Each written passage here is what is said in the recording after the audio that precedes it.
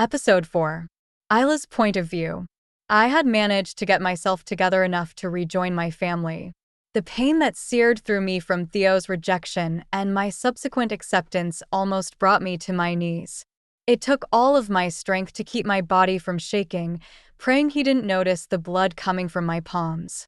I had clenched my fists so hard trying to stay on my feet that I broke the skin. When he finally left, I released the sob that was the only thing capable of coming out of my mouth.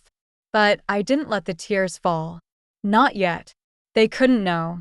So, I steadied my breathing and went back into my house. I was surprised to find that Kylee and Ma weren't in the dining room anymore. They weren't in the living room either. But Theo was. "They're in your mother's room packing," he said coldly. Packing? What was he talking about? He stepped closer to me, lowering his voice.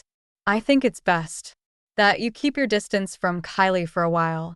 We don't want her finding out about this. But I know she'll want her mother to be a part of the ceremony planning. So she's coming back with us." I felt like he just slapped me in the face. As if I would ever tell her. That's why I was doing this. So that I wouldn't break my baby sister's heart. I gave him what he wanted, and now he was going to keep me from my family? Dasha was confused and in pain, whimpering in my head because she didn't understand how he could be so cruel to us. Because he doesn't want to deal with the trouble, I told her, fighting the tears that were forming. If this is how he is going to treat us, fine. It just makes this easier. "If that's what you think is best," I said to Theo through gritted teeth.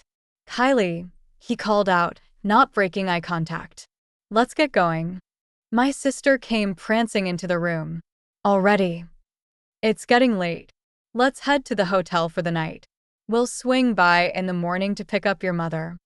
"Okay," she said brightly before turning to me. "What about you, Ayla?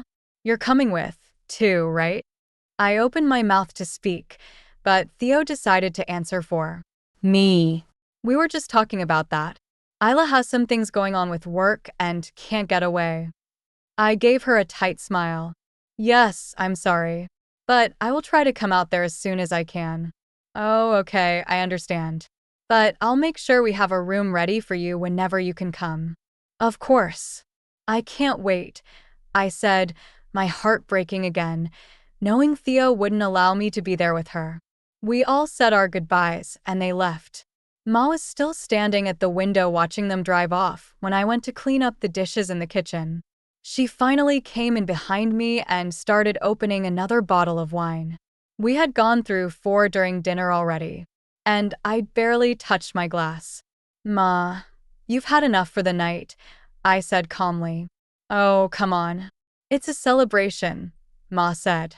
"It's not every day you find out your baby is going to be a Luna." "Ma, you can celebrate more tomorrow. You need to finish packing," I said, gently taking the bottle from her hand. "I'm sure Kylee and Theo will be here first thing in the morning. We can celebrate together while you help me pack," she said, grabbing the bottle back from me. "Then I'll help you pack." I winced. This wasn't going to end well. "I'm not coming, Ma." She stopped with the glass halfway to her lips. "What do you mean you're not coming?" she asked with a pout. "You have to be there.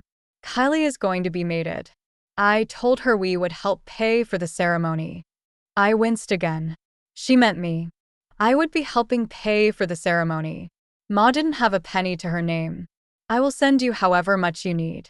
But I have to stay close to work for the next few weeks. I'll come out later.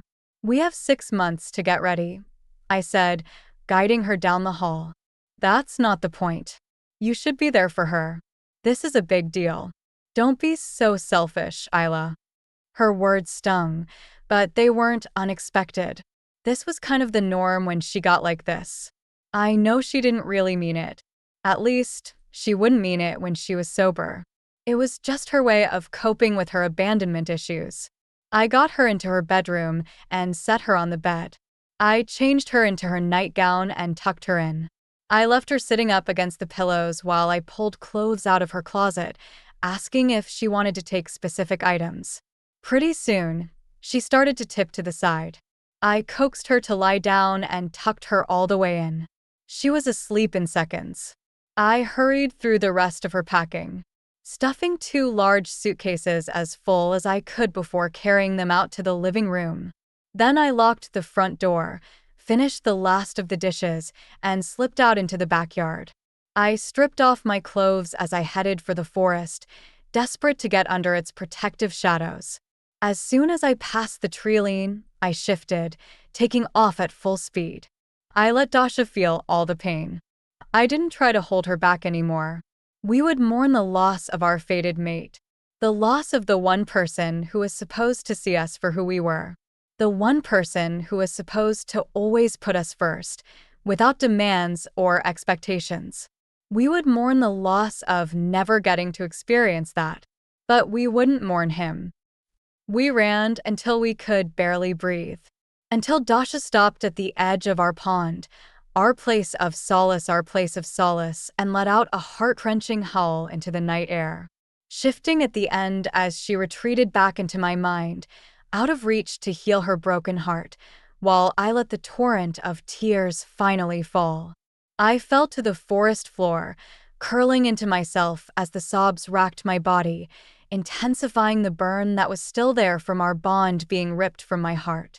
I lay there and cried until I had nothing left in my body, and my eyes drifted closed on the image of the moon and the stars reflecting on our peaceful little pond. Full story is available at novelpalace.com. Click the link in the comment section to get it free.